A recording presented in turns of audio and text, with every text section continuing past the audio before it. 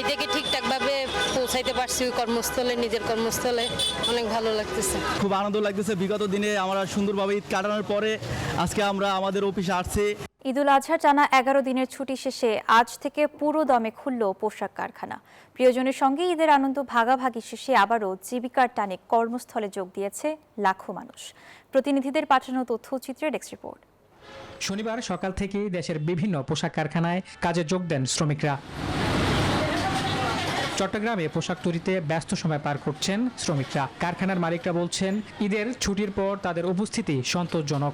On টাইমে যেন ফ্যাক্টরিতে আসে এবং আমাদের মেয়েগুলো আমাদের কথা রাখছে, যার কারণে ওদেরকে অসংখ্য ধন্যবাদ। তারা যথাসময়ে আমাদের এখানে উপস্থিত হওয়ার খুবই ভালো ছিল।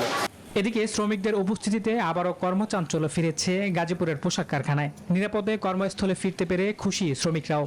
Bashundhara public school and college 2026 শিক্ষাবর্ষে ভর্তি চলছে। বাড়ি থেকে ঠিকঠাকভাবে পৌঁছাইতে পারছি কর্মস্থলে, নিজের কর্মস্থলে। অনেক ভালো লাগতেছে। খুব আনন্দ লাগতেছে। বিগত দিনে আমরা সুন্দরভাবে ঈদ কাটানোর পরে আজকে আমরা আমাদের অফিসে আসছি। সাভার, আশুলিয়া ও নারায়ণগঞ্জ খুলেছে সব কারখানা।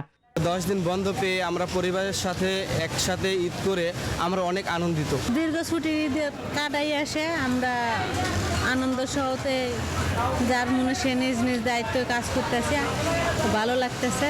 শ্রমিকদের হাতেই সচল থাকে দেশের অর্থনীতির চাকা, এমনটাই মনে করেন অর্থনীতিবিদরা।